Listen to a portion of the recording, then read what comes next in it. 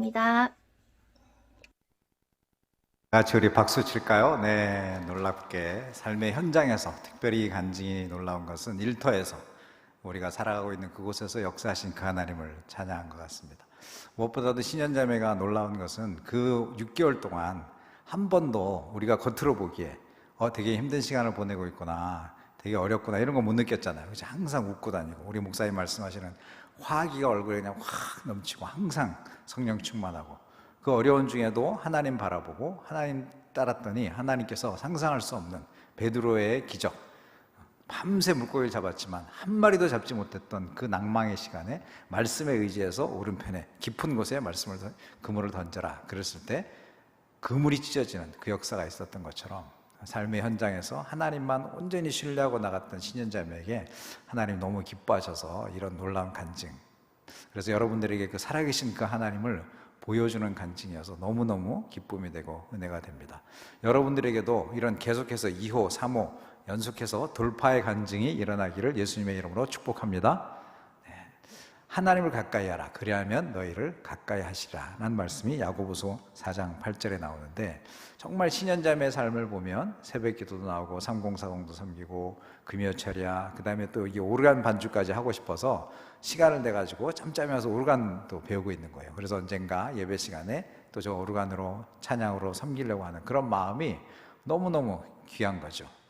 그래서 우리 목사님 말씀하신 것처럼 여러분들이 하나님이 귀히 여기는 걸 귀히 여기고 하나님이 하찮게 여기는 것을 하찮게 여기는 여러분이 됐으면 좋겠습니다. 하나님이 뭘 귀히 여기실까? 근데 여기서 잠깐 여러분들하고 잠깐 나누고 싶은 이야기가, 요즘 이 청년들 사이에서, 젊은이들 사이에 주식 광풍이 불어서 더나군다나 코인에 대한 이런 얘기도 되게 많이 들리는 것 같은데, 여러분들 정말 투자라고 하는 부분은 우리가 필요하기도 하지만 건전한 투자가 되어졌으면 좋겠고, 정말 불나방처럼 돈을 쫓아 사는 인생 되지 않았으면 좋겠습니다. 특별히 저 코인은 투자해보지 않았지만 거의 코인은 보면 정말 이건 절대 하면 안 될 것 같다는 생각이 들어요. 왜냐하면 코인은 24시간 열려 있잖아요. 그리고 제한폭이 없잖아요.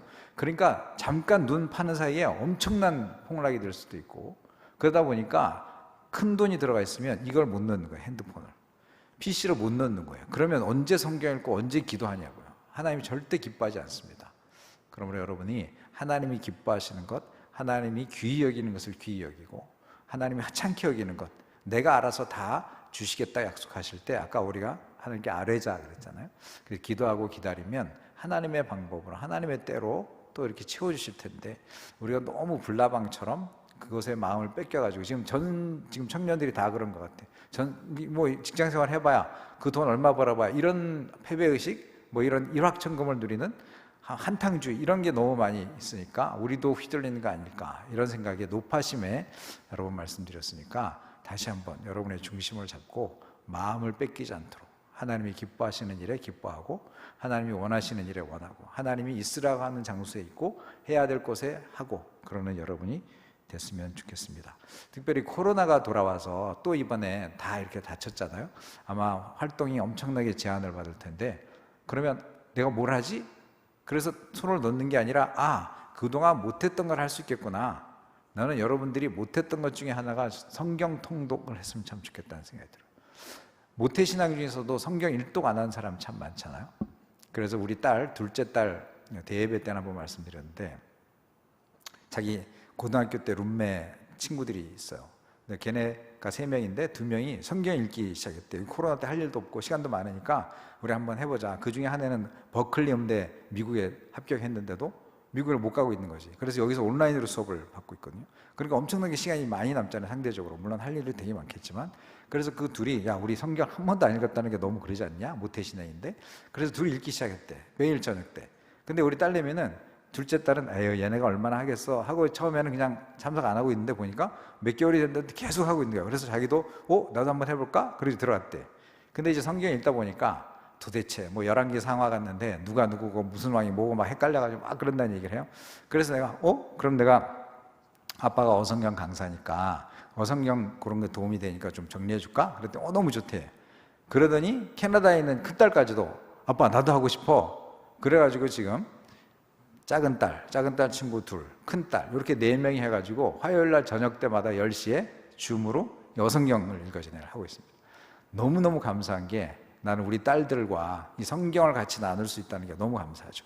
그러니까 아이들도 사실은 부끄럽게 성경 일독을 제대로 못한 거예요. 그래서 이번에 좀 제대로 읽어가고 있는 거거든요. 물론 이제 한 번에 다 될 수도 있지는 않겠죠.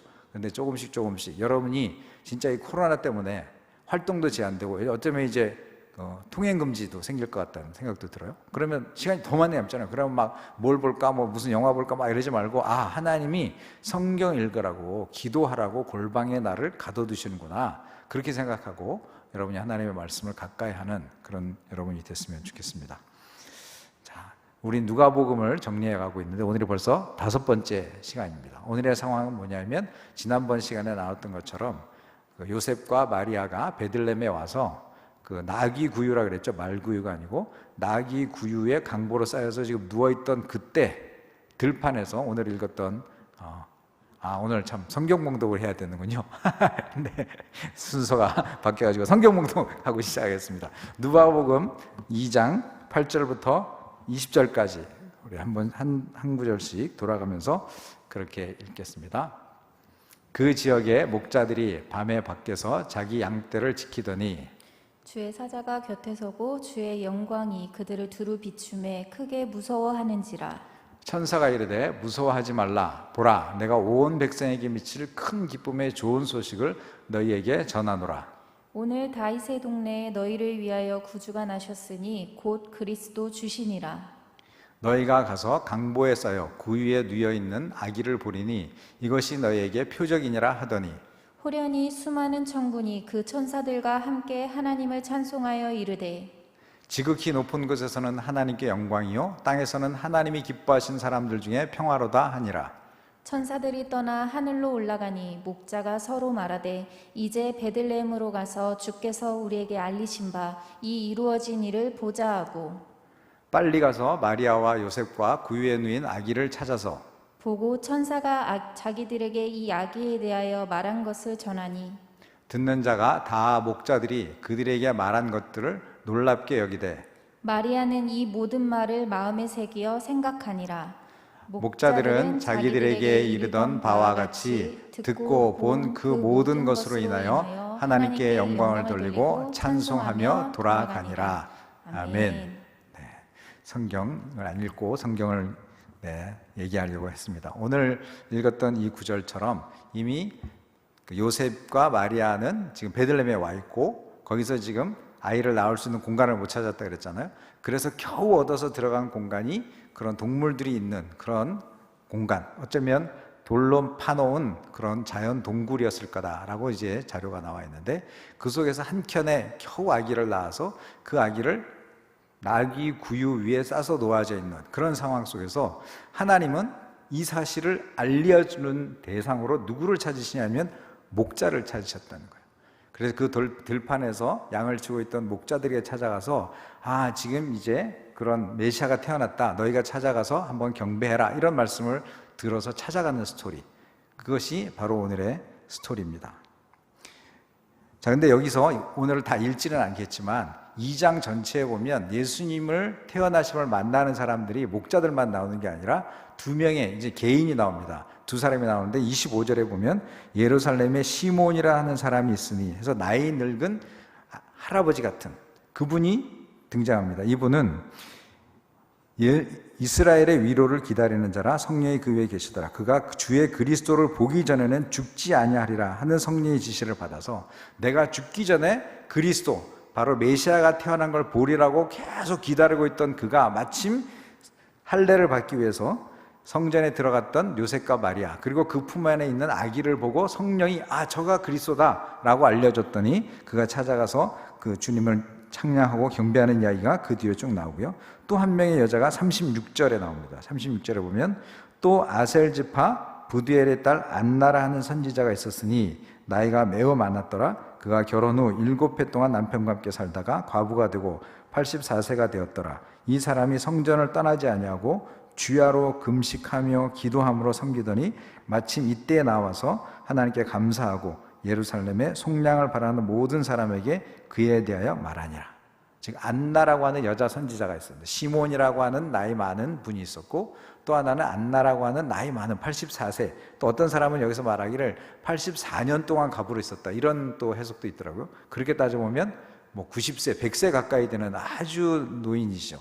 근데 이분은 너무너무 간절하게 금식하고 기도하면서 성전을 떠나지 않고 그 메시아 그리스도가 오기를 기도하고 기다리던 그런 사람이 바로 안나였다, 이런 거죠.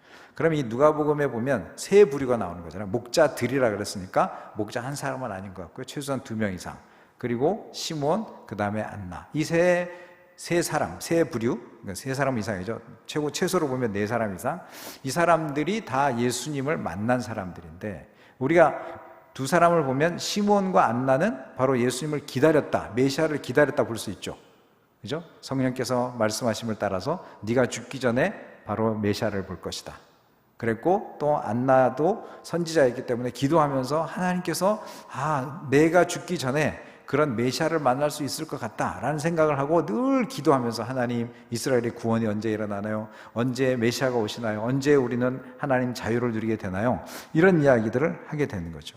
그래서 시몬과 안나의 이야기는 간단하게 이렇게만 정리하고, 오늘 제가 포커싱을 맞춰서 이야기하고 싶은 사람들은 목자들입니다. 목자. 자, 왜 하나님은 예수 그리스도의 탄생, 이 어마어마한 하나님의 아들의 탄생을 알려주는 그 메신저로서 첫 번째 대상을 선택하셨는데, 그 선택자가 누구냐면 목자였다. 그럼 이제 목자들이 누군가라고 우리가 좀 알아봐야 되잖아요. 그 당시 자료에 의하면 목자는 그 당시 세리와 목자가 가장 천대받는 직업이었습니다. 사람들로부터 가장 멸시받는. 왜냐하면 목자라는 게 되게 더럽고 추악하고 뭐 이런 거죠. 되게 열악하고 막 바깥에서 자야 되고 이러니까 사람들이 가장 기피하는 직업을 가졌던, 사람들로부터 가장 천대받았던 사람들이 목자였다는 거예요. 그럴 때 하나님께서는 그 목자들을 선택해서 큰 온 백성에게 미칠 큰 기쁨의 좋은 소식을 너네가 좀 전해줬으면 좋겠다라고 목자를 선택했다는 게 우리한테 던져지는 시사점이 뭔가 있지 않을까, 이런 거죠. 그런 결국은 이게 뭐냐면, 예수님이 지난번에 설명할 때도 예수님이 과연 이 땅에 태어났는데 그렇게 동물이 기거하는 그 장소에서 겨우겨우 태어난 사람이 인류의 몇 퍼센트나 될까? 아주 그런 낮은 장소에 온 사람이 몇 퍼센트나 날까라고 생각해 보면 정말 낮은 자리에 오신 게 예수님이죠. 그런데 그 소식을 알리는 사람들이 또 누구냐면 가장 그 사회에서 가장 낮은 계급, 사람들로부터 천대받던 사람들이 목자였는데 그들을 또 선택해서 너희가 가서 그 소식을 알려라, 이런 거죠. 그러면 이 둘은 예수님의 탄생도 가장 낮은 위치였고 그것을 알리는 사람도 그 사회의 가장 낮은 위치였다면, 그 하나님이 우리를 향한 의도, 목적이 있다는 거죠. 이 세상에 찾아온 하나님의 아들은 군림하는 자로 온 게 아니라, 통치하고 못살게 굴고 만 위에 서가지고 고열을 빨아먹고 사람들을 두렵고 하고 그런 존재가 아니라 가장 낮은 존재, 가장 낮은 존재에서 우리를 섬기기 위해서 오신 분이 바로 메시아 예수 그리스도다라는 거죠. 그러니까 우리처럼 낮은 자들, 우리처럼 우리는 이방인이었잖아요. 더더군다나 그 당시에 이방인은 지옥의 땔감이라고 할 정도로 아주 멸시를 당했던 사람들입니다. 근데 그들을 찾아오셨던 그 예수님이 바로 우리 예수님이라는 사실이 너무 감사한 거죠. 저 궁전에 삐까뻔쩍한 데 살고 있었다면 우리는 사실 거부감이 되게 많이 있었을 것 같아요. 사실 그래서 동방박사가 그 다음에 오거든요. 목자들이 먼저 온 거고 그 다음에 동방박사가 별을 따라왔는데, 그 사람들이 예수님의 탄생지를 찾아서 별을 쫓아 들어가다가 별이 이제 멈췄는데 여기쯤이겠지 하고 들어갔던 동네가 혹시 어딘가요? 여기 물어볼 사람이 공주자님밖에 없어가지고 동방박사들이 찾아 들어갔던 곳은 바로 예루살렘으로 들어갔습니다. 왜 예루살렘으로 들어갔을까요? 왕의 별이었거든요. 그 별은 왕의 탄생을 알리는 별이었기 때문에 왕이 태어난 곳이라면 당연히 왕궁이 있는 예루살렘이겠지 하고 잘못 찾아간 거예요. 그런 바람에 헤롯을 만났고 그 이후로 엄청난 비극이 일어나잖아요. 근데 하나님은 그 왕궁에서 예수 그리스도 태어나게 하지 않았다는 거예요. 아무도 주목하지 않는, 아무 사람도 보지 않는, 정말 거들떠 보지도 않을 것 같은 그 낮은 자리에 바로 하나님의 아들 예수 그리스도가 오셨고 그것을 또 선포하는 사람들이 바로 목자였다, 이런 거죠. 자, 그래서 이 모든 이야기는 앞으로 전개될, 누가복음에서 전개될 메시아는 누구신가, 그리스도는 이 땅에 오셔서 무슨 사역을 하셨나를 암시하는 그런 아주 중요한 부분이라고 볼 수 있는데, 누가복음 4장, 여러분들 성경책에 있으면 누가복음 4장 18절부터 한번 찾아봤으면 좋겠습니다. 예수님이 이제 그 중간에 좀 생략하면 유대 광야에서 시험을 받으시고 이제 회당에 들어갔어요. 그래서 처음으로 자기가 이제 가르침, 티칭하는 자리가 되는데, 그때 찾았던 구절이 누가복음 4장 18절 19절인데 제가 읽어보겠습니다. 주의 성령이 내게 임하셨으니, 이 구절은 어디냐면 이사야의 글을 일부러 찾으신 거예요. 그 많은 두루마리 중에서 이사야의 글을 찾아서 이사야를 찾아가지고 그걸 이제 인용한 구절입니다. 주의 성령이 내게 임하셨으니 이는 가난한 자에게 복음을 전하게 하시려고 내게 기름을 부으시고 나를 보내사 포로된 자에게 자유를, 눈먼 자에게 다시 보게 함을 전파하며 눌린 자를 자유롭게 하고 주의 은혜의 해를 전파하게 하려 하심이라 하였더라. 그러니까 예수님이 이 땅에 오셔서 회당에 들어가서 첫 티칭을 사람들한테 내가 누군지, 내가 무엇을 하러 이 땅에 왔는지를 선포하는데, 그때 찾았던 구절이 이사야서고, 이사야서의 그 내용이 보면 가난한 자에게 복음을 전파한다, 포로된 자에게 자유를 준다, 눈먼 자에게 다시 보게 하고 눌린 자유를 자유롭게 한다라는 메시아의 사역의 앞으로의 전개될 방향성을 전달해 주는 거죠. 그래서 예수님은 우리를 통해서 가진 자, 높은 자, 권력이 있는 자, 그런 자들을 위해서 오신 게 아니고 이 땅에 없는 자, 소외된 자, 사람들로부터 손가락질 받는 자, 아무도 그 인간의 존엄성을 인정해주지 않는 그 사람들을 위해서 이 땅에 찾아오셨고, 그들을 보듬어주고 그들을 지켜주기 위해서 이 땅에 오셨다라는 것들을 오늘 말씀을 통해서 볼 수 있죠. 그래서 누가 신학의 특징이라고 하는 표현들은 소외된 사람들, 약자들, 특별히 여성들을 위해서 많이 나옵니다. 특별히 누가복음은 다른 사복음서 중에서도 여성이 굉장히 많이 등장하는 책이 바로 누가복음이에요. 누가가 자세히 미루어 살폈다 그랬잖아요. 그래서 그 전에 되게 예수님이 이 땅에 오셔서 그런 여성들과의 그런 사역도 되게 많았는데, 마태나 마가는 그걸 다 놓쳤다는 거죠.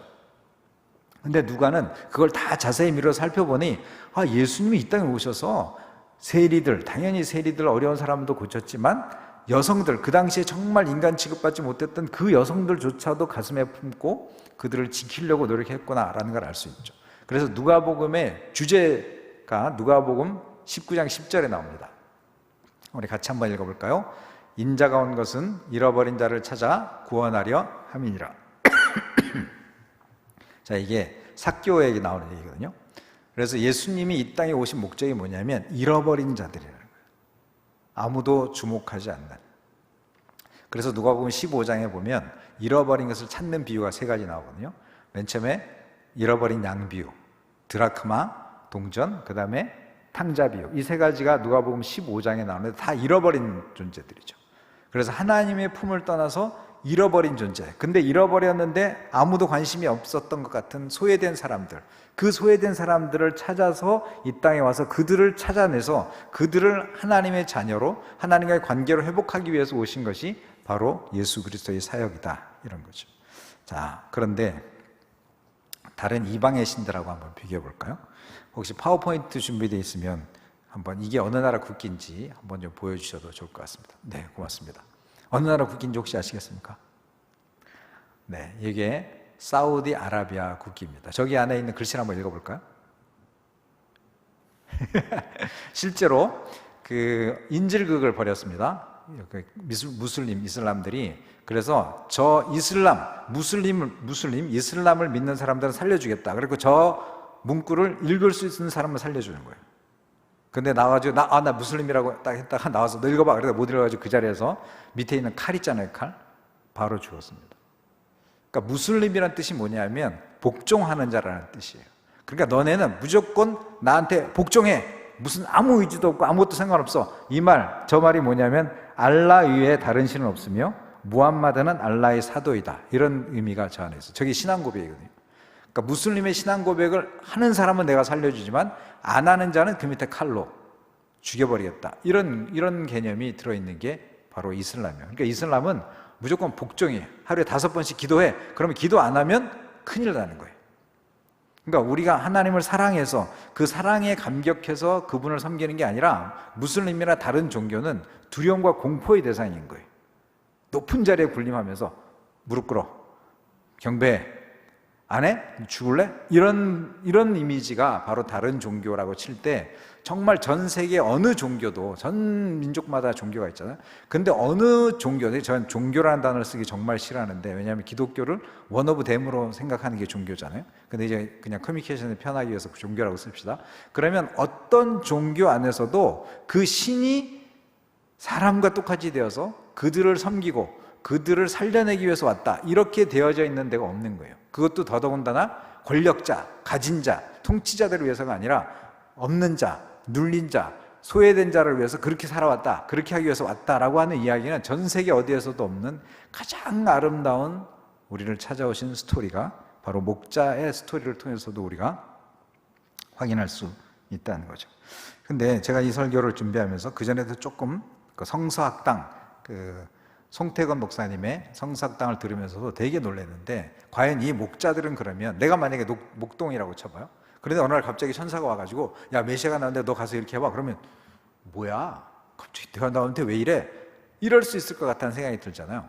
아주 사회적으로 그렇게 천대받는 사람이라면 되게 공부도 안 했을 거고 뭐 이런 성경도 잘 모를 것 같은데, 갑자기 어느 날 천사가 나타나서 야, 저기 가봐, 저기 가면 그러는데 그 사람이 메시아, 이러면 야, 우리 양 때는 어떻게 하고요? 뭐 이렇게 할 거잖아요. 근데 여기 보면 그들이 즉각 빨리 뛰어가, 이런 표현이 나와요. 그러면 이들이 과연 일반적인 목동일까, 목자일까, 이런 이제 의심을 하게 되는데, 자료를 좀 찾아보면 그 예루살렘하고 베들레헴 사이는 굉장히 가깝거든요. 10km도 안 되는 거예요. 그런데 여기서 양을 키웠다는 얘기는 뭐냐면 그 양들을 잘 키워서 성전에서 예배를 드리잖아요. 엄청나게 많은 제사에 제물이 필요하거든요. 그런 양들을 키우던 사람들이에요. 그러니까 제사에 들어가는 양들을 키우던 사람들인데, 그 동네 이름이 현재로는, 그 당시에 예수님 당시나 현재에 보면 라못 라헬이라고 되어 있는데, 구약 성경에서는 그 이름이 베탁게렘이라고 하는 이름이 있는 거예요. 베낙게렘. 그래서 그 베낙게렘이 성경에 또 찾아보면 느헤미야가 성벽을 재건할 때 분문, 똥이 나가는 문에 성전을 재건했던 사람들이 바로 이 베낫게렘에 거주하는 요나답, 레갑 족속의 후손이다, 이런 말이 나오는 거예요. 그러니까 예루살렘과 베들레헴 사이에 거기에 어떤 베낫게렘이라고 하는 특수 지명이 있는데, 거기에 사는 목자들에 대한 이름, 유래가 이제 나오기 시작하는 거죠. 특별히 이 레갑의 아들 요나답의 이야기는 그 바알을 숨겼던 아합 왕을 처단할 때 예후라는 사람을 선택해서 하거든요. 그래서 그 예후가 그 바알신, 그 아합 족속을 이렇게 멸절시킬 때 그때 같이 종교개혁을 일으킵니다. 레갑의 아들 요나답이. 그런데 딱 보니까 예후가 그렇게 해놓고 나서 자기도 똑같이 또 우상숭배에 빠지는 거야. 금송아지를 섬기고 우상숭배하고. 그러니까 이 요나답이 야, 얘네들하고 난 같이 못 살겠어. 그래서 종교적인 어떤 신념 하에서 자기 후손들에게 3가지를 당부하는데, 첫 번째는 포도주를 마시지 마라. 그 당시 포도주는 뭐냐면 우상숭배하는 그런 잔 그런 개념이 있었대요. 그래서 결국 포도주를 금지했다는 것은 그 당시에 우상의 포도주를 술잔을 나누는 걸 하지 마라, 즉 하나님만 섬겨라, 이런 뜻이고, 두 번째는 너네는 집을 짓지 말고 장막에 거주하면서 그 다음에 직업은 목자만 해라. 그래서 자기의 신앙의 정체성, 신앙의 그런 순수성을 유지하기 위해서 자기 후손들에게 3가지를, 포도주를 마시지 말고 장막에만 거하고 직업은 목자만 해라, 그것을 선포했는데, 나중에 예레미야 35장에 가면 레갑 족속이 다시 나옵니다. 어느 날 하나님이 야, 레갑 족속한테 요나답의 후손들을 불러봐. 그래서 그 사람들을 불렀어. 그래놓고 예레미야가 딱 해가지고 여러분 포도주 마십시오, 이렇게 얘기합니다. 대선지자가 포도주를 마시라는데 이 사람들이 우리는 안 마십니다. 왜 안 마시는데? 우리의 조상 요나답이 절대 포도주 마시라고 말라고 했습니다. 그러면서 자기 선조의 약속, 선조가 내려준 그 말씀을 지키느냐고 근 256년이나 지났는데 처음 그 말을 해놓고 그 다시 예레미야 35장에 나오는 레갑 족속에 나올 때까지 기간이 얼마나 지났냐? 약 250년이나 지났는데도 그 후손들이 그걸 지키고 있는 거예요. 그러니까 예레미야도 너무 놀란 거지. 세상에 이런 사람들이 다 있냐 하면서, 혹시 여러분이 성경책을 찾아볼 수 있으면 예레미야 35장 16절 한번 찾아보면 좋을 것 같습니다. 네, 우리 자막을 만들어주셔서 고맙습니다. 우리 박준수 간사님과 박여진 전사님이 옆에서 열심히 우리를 도와주는데, 네, 감사합니다. 여러분 마음속으로 박수 쳐주시고, 네, 우리가 너무 소수의 인원이 할 수 없는데 저렇게 자원해서 잘 도와주셔서 이렇게 자막도 나가고 좋습니다. 자, 한번 같이 읽어볼까요? 레갑의 아들 요나답의 자손은 그의 선조가 그들에게 명령한 그 명령을 지켜 행하나 이 백성은 내게 순종하지 아니하는도다. 이 말씀이 이제 하나님이 하신 거거든요. 자, 봐라, 저 레갑의 아들 요나답의 자손들 봤어? 저 사람들은 자기 조상이 하지 말라는 것조차도 여태까지 지키고 있는데, 이 백성, 하나님의 백성은 내 말을 이렇게 무시한다. 하나님이 너무 마음이 상해서 저 레갑의 족속들을 데려다가 한번 쟤네들 어떤 애들이 한번 볼래? 이렇게 말씀하신 거예요. 그러니까 이 레갑의 후손들은 어마어마한 사람들인 거지. 약 250년이 넘어가도록 그 조상이 딱 한 번만 너네 이렇게 하지 마라는 걸 끝까지 목숨처럼 지키면서 살아왔던 그 후손들이 레갑 족속이고 요나답의 후손인데, 그들이 살았던 것이 바로 베들레헴 인근에 벤핫게렘이라고 하는 곳에서 양을 치고 있었던 사람들인 거죠. 그래서 추론해 볼 때 그 목자들, 우리 지금 누가복음 2장에 나오는 이 목자들이 바로 레갑 족속이지 않겠냐라고 하는 신학자들의 그게 있는 거죠. 그렇게 따져보면 어마어마한 사람들인 거예요. 그냥 우리는 생각할 때 그냥 목자들이 있으니까, 저도 이번에 이 누가복음을 준비하면서 마리아도 그런 얘기 했었잖아요. 그렇죠? 마리아는 그냥 이렇게 했다가 마리아 이렇게 해봐 그런 게 아니라, 마리아는 14살, 아무리 나이가 많아도 16살 뭐 이 정도, 그 정도 나이 추론되는 그 어린 여자인데도 네가 임신할 거야, 네가 성령으로 나서 네가 하나님의 아들을 낳는 엄마가 될 거야 할 때 누구에게도 의논하지 않고 주의 종입니다, 주의 말씀대로 이루어지기를 원합니다, 이렇게 했던 어마어마한 믿음의 사람. 똑같이 이 목자들도 단순하게 그냥 아무 목자나 선택한 게 아니고, 하나님이 선택해서 그 최초의 예수 그리스도가 태어난 사실을 사람들에게 선포하고 찾아가서 증거할 그 메신저로서 누구를 선택했냐라고 할 때 정말 하나님께 정결하게 드려진, 하나님을 그렇게 갈망하던 사람들을 선택한 거 아니냐라고 하는 이야기죠. 이게 우리한테 던져지는 시사점은 뭘까요? 정말 우리도 그렇게 주님을 갈망하는, 세상 사람들은 다 포도주 마시고, 세상 사람들은 다 의리의리한 집을 짓고, 세상 사람들은 다 좋은 직업 찾아가고 막 그럴 때 그 족속들은 정말 사람들로부터 천대받으면서 저것들 또 목자, 저 양똥 냄새나, 저것들 절로 가라 그래. 그래서 제대로 된 처우도 못 받는 그런 직업을 가지면서도 조상이 우리에게 그렇게 순결하게 살기를 원했다는 그 방침을 따라서 믿음을 가지고 지켜오는 그들을, 우리를 통해서 던져지는 질문은 정말 세상에 어떤 것을 쫓아 사냐, 무엇을 중요하게 생각하냐, 이런 거죠. 아까 신현자매의 간증처럼 우리가 그런 말 했잖아요. 하나님이 귀히 여기는 것을 귀히 여기고, 하나님이 하찮게 여기는 것을 하찮게 여기는 그 대표적인 사람들이 여기 나오는 목자들이 아니었을까. 그래서 이 목자들이 그 온 백성에게 미치는 큰 기쁨에 좋은 소식을 전달하는 최초의 목격자로 선택된 사람들. 그래서 우리 안에, 저는 이번 기회를 통해서 그 갈망함, 이 레갑 족속들처럼 주님을 향한 열망. 그래서 이따가 마무리 성경 끝나고 할 때 우리가 부르는 찬양이 마라나타 찬양을 부르고 싶습니다. 우리가 이제 이렇게 어려운 팬데믹 가운데 도대체 막 멘붕이 오는 것 같은 이런 상황 속에서 우리는 누굴 바라볼 거냐, 이것이. 오직 바라봐야 될 건 예수 그리스도, 예수님을 향한 열망. 그 열망이 마라나타 마라나타 불러가면서 초대교회 때부터 주님 다시 오십시오, 주님 빨리 오십시오, 우리를 구원해 주십시오, 우리는 영원히 천국에서 주님과 함께하고 싶습니다 라고 고백했던 그 고백이 우리의 고백이 되기를, 주님, 내가 이 땅에 소망 갖고 살지 않겠습니다.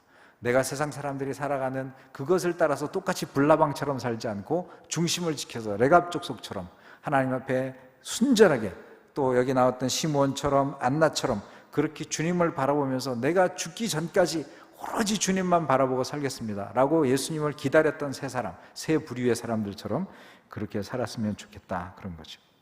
자, 여기 2장 10절에 보면 또 이런 말씀이 나오죠. 천사가 이르되 무서워하지 말라, 보라, 내가 온 백성에게 미칠 큰 기쁨의 좋은 소식을 너에게 전하노라. 우리가 전하는 이 소식이 정말 온 백성에게 미칠 큰 기쁨의 좋은 소식일까? 예수님의 탄생이 여러분에게 여러분 자신에게도 정말 가장 큰 기쁨의 좋은 소식, 그 좋은 소식이 이제 굿뉴스라고 그러잖아요. 유앙겔리온이라고 하는 헬라어. 그래서 정말 내 인생에 예수가 찾아온 것, 내 인생에 예수를 만난 것, 그것보다 더 기쁜 소식이 없다. 그런 고백이 우리의 고백이었으면 좋겠고, 이제는 그것을 너희가 온 백성에게 미칠 좋은 소식을 전달해라, 이런 거죠. 네만 알고 있고 너만 그 기쁨을 갖고 있지 말고 세상 사람들이 가서 예수가 태어났다, 그리스도가 오셨다, 우리가 드디어 구원이 있다, 우리도 하나님의 나라가 임했다라고 선포하고 다녀라 라고 말한 것처럼, 우리에게도 동일하게 내게 그것이 기쁨이라면, 예수가 내게 찾아온 것이 내게 가장 큰 기쁨의 좋은 소식이라면, 이제는 그 입술을 벌려서 예수를 증거해라. 지금처럼 얼마나 소망이 없습니까? 얼마나 많은 사람들이 지금 소망이 없이 이렇게 사는 거 아니에요? 아까 비트코인, 코인 얘기도 했지만 그것도 뭐예요?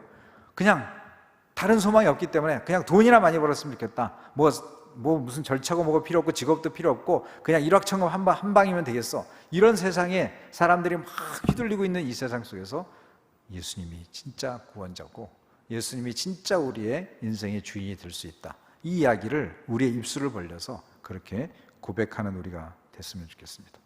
일본에 한 사람 제가 소개하고 싶은 사람이 있는데, 파워포인트 한번 보여주실래요? 미즈노 겐조라고 하는 사람이 있었습니다. 이 사람은 4살 때, 초등학교 4학년 때 홍역을 치르다가 뇌성마비가 와버린 거예요.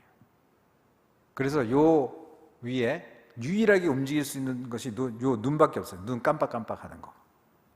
그래서 정말 얼마나 좌절했겠어요. 그 자만 막 건강에 뛰어났더니 태어나서부터 장애인이 아니었고 초등학교 4학년 때 홍역을 앓다가 뇌에 이제 손상을 입어가지고 완전히 이제 마비가 된 거거든요. 그래서 완전히 생을 포기하고 힘들었던 그때 옆에 있던 어떤 목사님이 찾아가서 위로해 주면서 성경책을 준 거예요. 너 성경책 한번 읽어봐.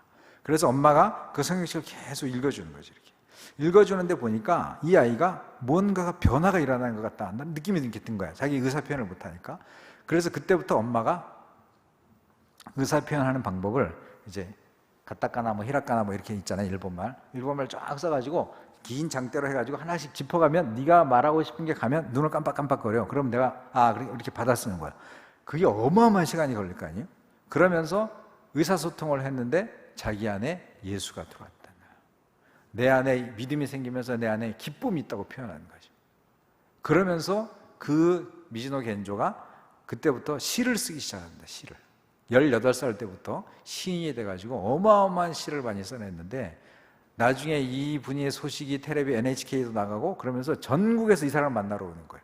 근데 이 사람이 얼굴이 점점 밝아지는 거야. 아까 우리가 화기 얘기했잖아요. 우리 신현자매 얼굴이 늘 화기가 넘치는 것처럼 이 미즈노 겐조의 얼굴도 저렇게 열악한, 정말 생을 포기해도 될 만큼 모든 사람들이 불행이라고 말하는 그 상황에서도 그리스도가 내 안에 들어오심으로 큰 기쁨의 좋은 소식이 자기 안에 들어오니까 그 얼굴이 점점 밝아져가지고 너무너무 웃는 거야. 그러니까 사람들이 저 사람을 찾아오면 힐링이 되는 거예요. 힐링. 그래서 전국에서 찾아오는 거예요.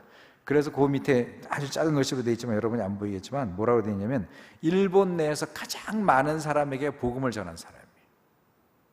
나는 이렇게 어렵지만 내 안에 예수 그리스도가 오심으로 나는 기쁨이 넘칩니다. 그 고백을 하면서 사람들이 도전을 받는 거죠. 야, 어떻게 저렇게 열악한 상황인데도 기쁘게 말하냐. 그래서 오른쪽에 여러 시가 있는데요, 그 시계 중에 내 은혜가 내게 족하도다라는 시집에 있는 시가 한 편 있습니다. 옆에 제가 읽어드릴게요. 아직 안 보이는 걸 기다리는 소망, 나의 마음속에 기쁨이 있네. 그리스도가 베풀어 주셨다네. 세월 흘러간데도 소멸치 않네. 세상에서 얻지 못할 기쁨 있다네. 미즈노 겐조는 비록 몸은 너무 불편하고 일반 사람들이 가지는 직장도 또 가정의 행복도 결혼도 할 수 없었지만 47세의 일기로 생을 마감하기까지 그리스도를 마음에 모심으로 그 안에 큰 기쁨의 좋은 소식을 듣고 그 안에 내면의 기쁨을 가지고 살아갔던 그 한 사람이 바로 미즈노 겐조였다는 거죠. 정말 우리 안에 그리스도가 있으면, 그리고 누구든지 그리스도를 만나면 그 사람의 인생 가운데 오직 그리스도만이, 오직 주님만이 주시는 기쁨, 그것은 무엇으로도 비교할 수 없는 그것을 위해서 이 미즈노 겐조처럼 소외된 자, 억눌린 자, 포로된 자 이런 사람을 찾아오신 예수, 그 예수가 우리 안에 오신 거죠. 그러니까 그 예수를 증거하는 삶에 우리 인생을 드릴 수 있으면 너무너무 행복한 거예요. 나로 인해서 내가 아는 예수, 나는 그런 걸 크게 못 느낀다 할지라도 정말 예수를 누군가 만났으면 좋겠어. 근데 상황에 봐서는 너무 절망적이야. 그럴 때 혹시 할 수 있다면 예수님 한번 만나면 좋겠습니다. 예수님 한번 믿어보면 어떨까요? 이렇게 전달한 우리가 됐으면 좋겠습니다. 오늘 설교를 마무리하면서 마지막 또 하나의 레슨은 이 목자들이 천사들을 만난 때가 언젠가 하면 우리가 크리스마스 생각하면 추울 때잖아요. 날짜가 12월 25일은 딱 아니더라도 대략적으로 보면 팔레스타인에 추운 때 태어났다 이렇게는 말할 수 있으니까, 그럴 때 그 양떼들을 지키기 위해서 들판에서 잠을 자고 있던, 그러니까 결국은 자기의 듀티, 자기가 맡겨진 사역에 최선을 다하고 있을 그때 천사들이 찾아오는 거죠. 성경을 보면서 참 많이 그런 생각을 많이 해봐요. 우리가 사가랴도 만났잖아요. 그 세례 요한의 아버지 사가랴도 그 나이 늙어서 아들도 없는 그냥 생을 포기해버리고 그 수많은 제사장인데 그까짓 거 나 안 해 하지 않고 최선을 다해서 제사장의 역할을 담당하고 있던 그때 가브리엘 천사를 만났죠. 요셉도 보디발의 집에 팔려갔을 때, 또 감옥에서 섬기고 있을 그때 꿈을 해석해주고 그러다가 바로의 총리가 되어지는 사건이 되어지고, 다윗도 기름 부음 받을 때가 언제였냐면 목동으로서 기름 그 양들을 치고 있을 그때 또 예수님을 불러서 기름 부어서 왕을 삼잖아요. 그러니까 성경에서 보면 오늘 목사님 설교에서도 모세 이야기를 많이 하는데요. 모세도 보면 그 신을 벗으라고 하는 그때가 언제냐 하면 그냥 미디안 광야에서 그 양떼를 치고 있었던 그때, 다 모든 것이 다 그 목자로서 자기의 일상의 삶을 살아가고 있을 그때 바로 모든 것들을 만나게 되어지는, 그러므로 여러분이 아무리 레갑족속처럼 그렇게 구분되어 산다 할지라도 내 일상의 삶 속에서 최선을 다해서 마라나타 마라나타 주님 오십니다, 주님 오십시오라고 해서 모든 일상을 내려놓는 것이 아니라, 그렇게 우리는 기다리면서도 내게 주어진 일상의 삶 속에서 최선을 다할 때 주님의 부르심을 받는 거죠. 오늘 우리가 다 같이 그런 마음을 품어서 마라나타 같이 찬양하면서 나가겠습니다.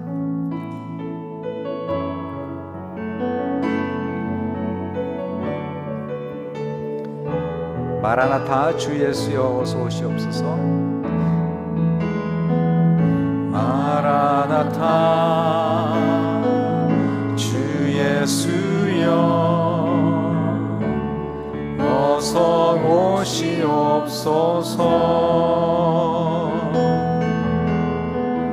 땅의 모든 끝 모든 족속 주를 찬송하게 하소서. 마라나타 주 예수여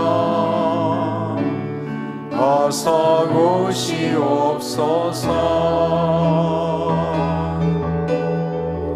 모든 열방이 주께 돌아와 춤추며 경배하게 하소서. 우리 주님 다시 오실 길을 만들자. 십자가를 들고 땅 끝까지 우린 가리라. 우리 주님 하늘 영광 온 땅 덮을 때 우린 땅 끝에서 주를 맞으리. 마라나타 마라나타 아멘. 주 예수여 오시옵소서. 마라나타